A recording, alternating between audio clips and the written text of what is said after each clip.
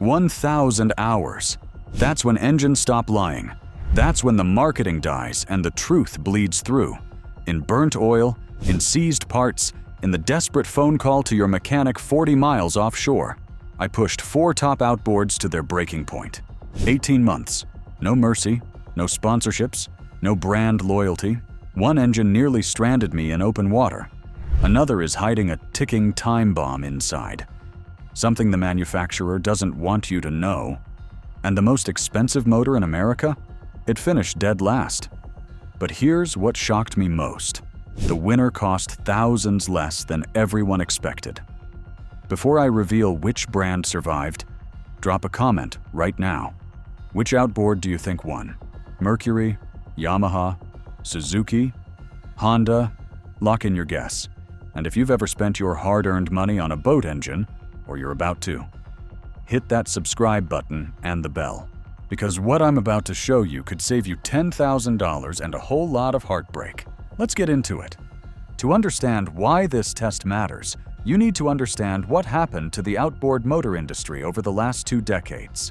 There was a time when outboards were simple machines, 2-stroke engines that smoked, screamed, and required constant attention. Mechanics could rebuild them in a weekend. Parts were cheap. Expectations were low. That world is gone. Today, 4 out of every 5 new powerboats sold in America leave the dealer with an outboard motor bolted to the transom. Not inboards, not stern drives. Outboards. They power everything from 14-foot aluminum fishing boats to 40-foot offshore center consoles worth more than most people's houses. The outboard revolution didn't just happen. It was engineered by 4 companies locked in a battle for dominance. Mercury Marine sits in Fond du Lac, Wisconsin, an American giant owned by Brunswick Corporation, with over 80 years of engineering heritage. They build engines for weekend anglers and professional tournament circuits alike. Their marketing promises innovation at the bleeding edge. Yamaha operates out of Japan, manufacturing outboards since 1960. They built their reputation on one word: reliability.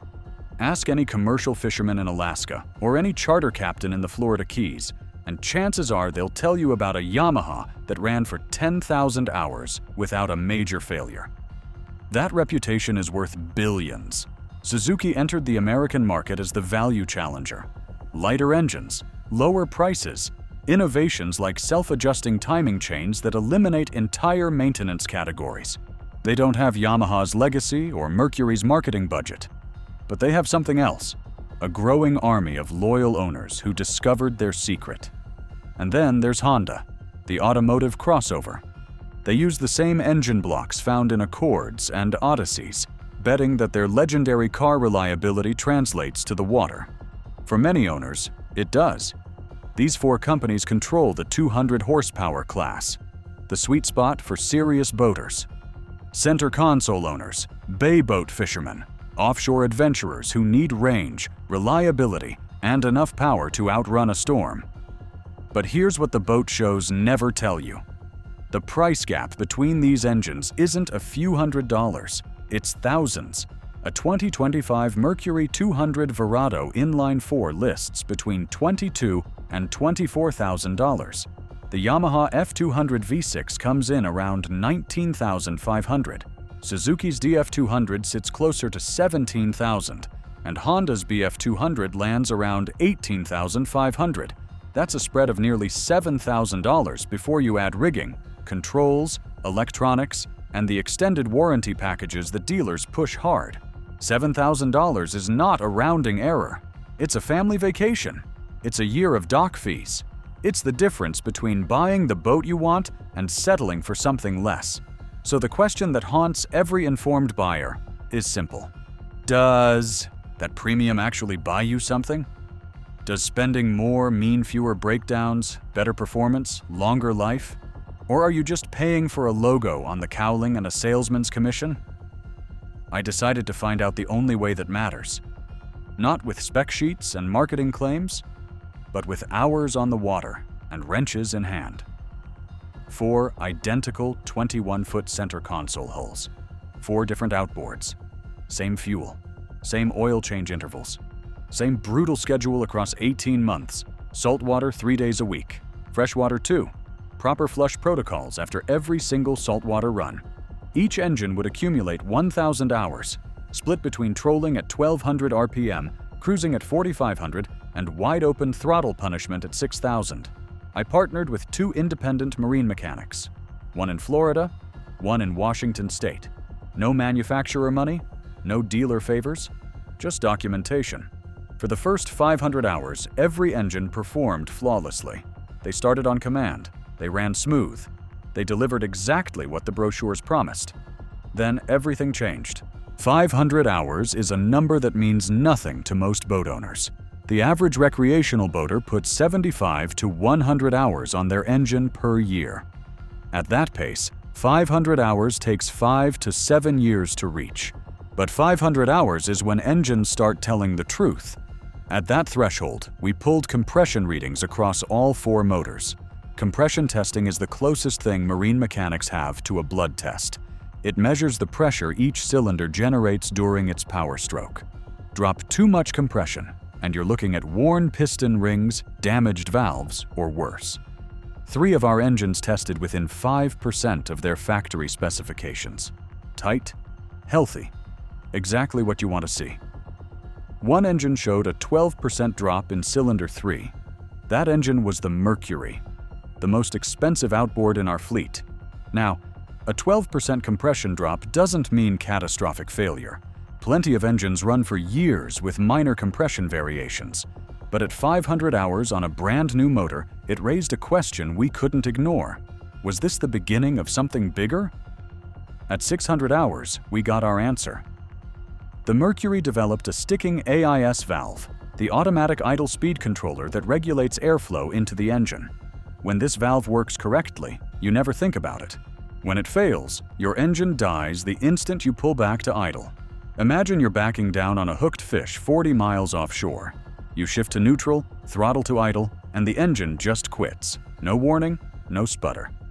Just silence and a sinking feeling in your stomach. Our Florida mechanic had seen this failure before. It's not uncommon on these motors, he told me. The valve gets sticky from carbon buildup, and once it fails you, it tends to fail again down the road. The repair cost $380, parts and labor. At 750 hours, we found water intrusion in the Mercury's lower unit. Not catastrophic levels, not a cracked housing, but enough moisture mixing with the gear oil to require a complete seal replacement and fluid flush. Another $420. By the time our Mercury crossed 1,000 hours, it had accumulated $1,640 in unscheduled maintenance, repairs beyond the factory-recommended service intervals. The engine still ran, it still performed, but every few months, something needed attention. Meanwhile, the Yamaha was telling a different story. On paper, our Yamaha F200 validated every legend you've ever heard about the brand. Compression held steady, no valve issues, no starting problems.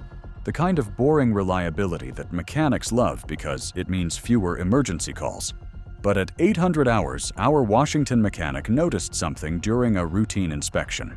Slight corrosion forming on the internal exhaust components.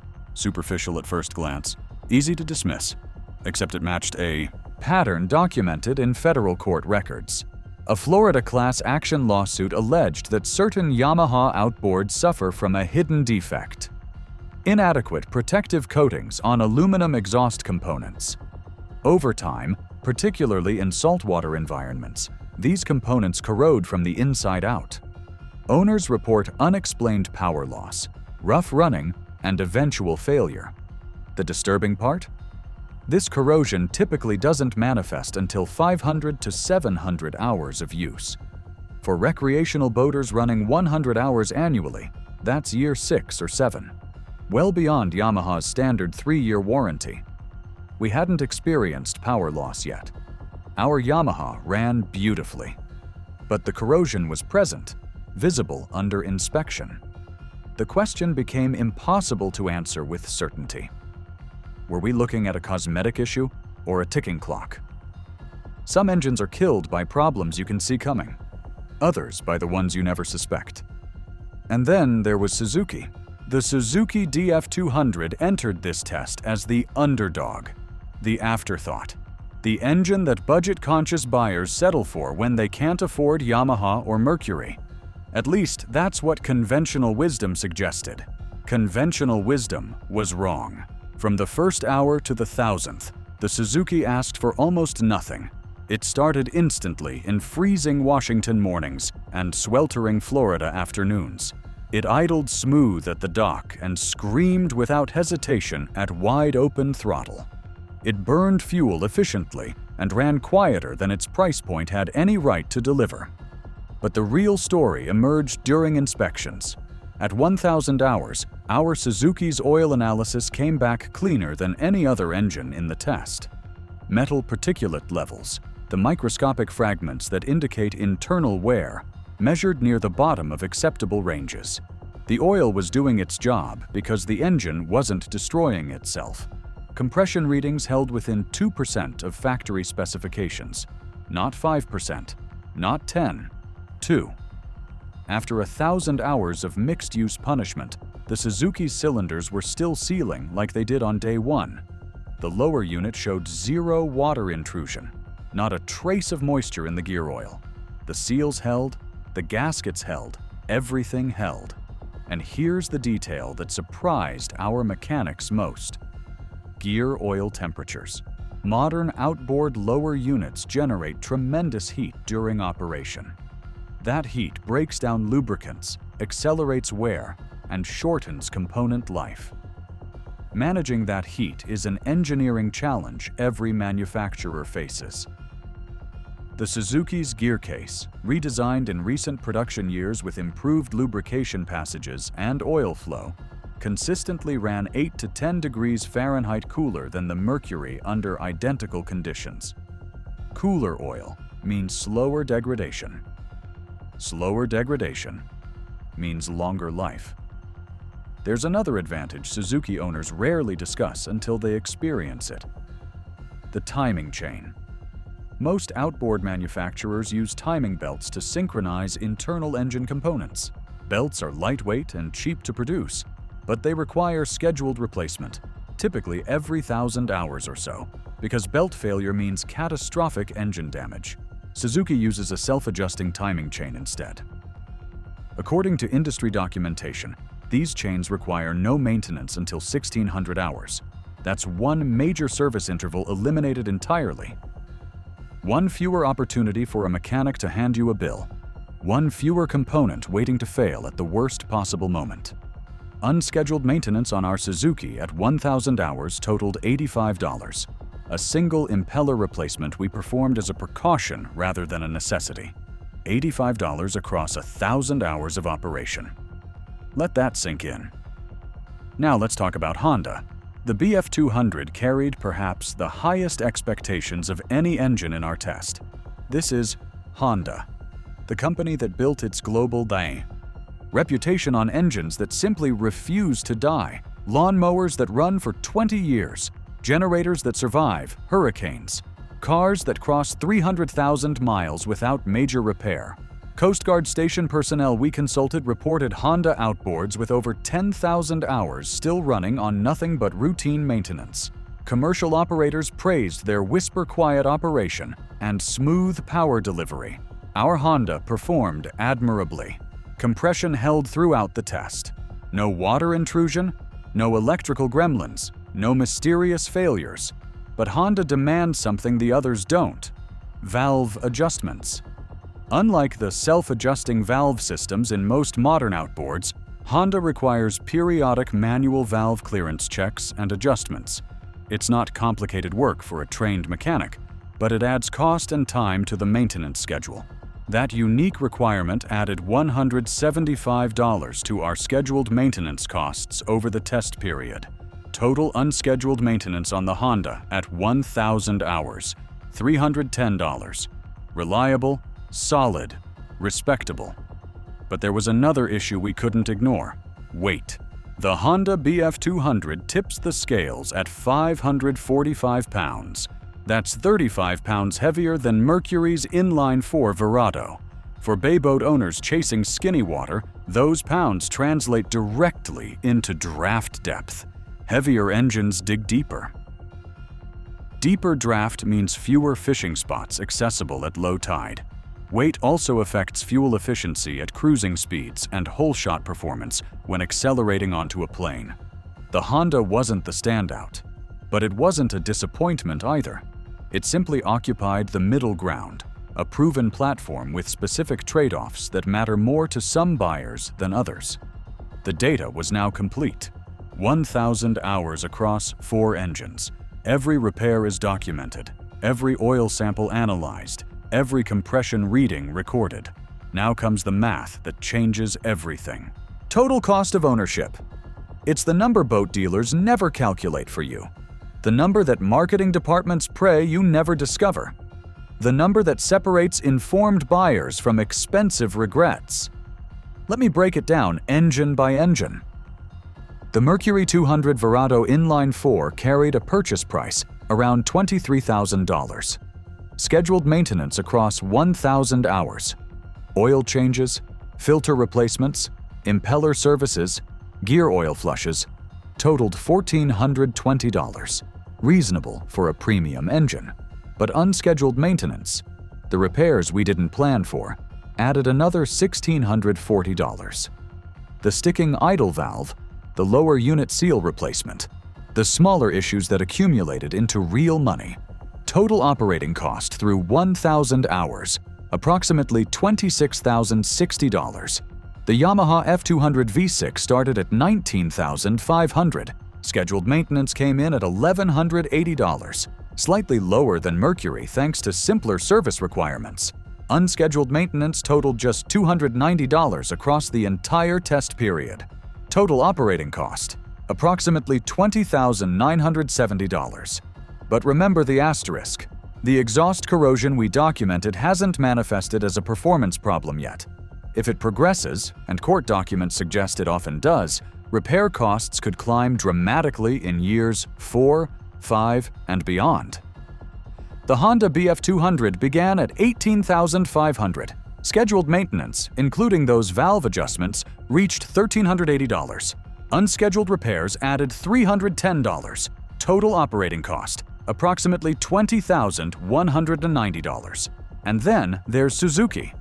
Purchase price, $17,000. Scheduled maintenance, $980, the lowest in the test, thanks to that timing chain and simplified service requirements.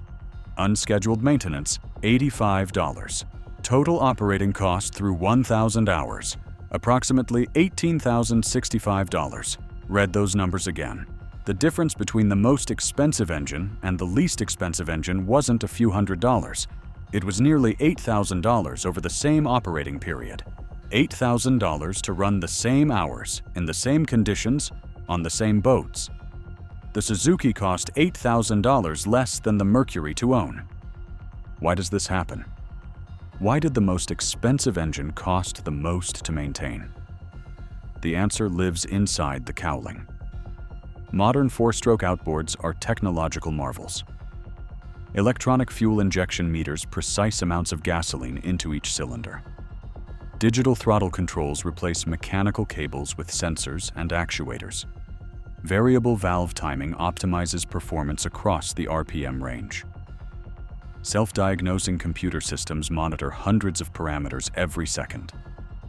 Every one of these technologies improves performance. Every one also represents a potential failure point. Mercury pushed the envelope harder than anyone. Their supercharged Verado 6s were engineering masterpieces, and maintenance headaches when components failed outside warranty. Their inline 4 Verados simplified some systems but retained enough complexity to generate repair bills. Suzuki chose a different path. They innovated within constraints: lean burn fuel control for efficiency, timing chains for durability, redesigned gear cases for heat management. They refined proven concepts rather than revolutionizing them. The result speaks through the data. Simpler systems fail less often. When they do fail, repairs cost less. I asked our Florida mechanic a direct question. If you were spending your own money on a 200 horsepower outboard, which would you choose? His answer came without hesitation.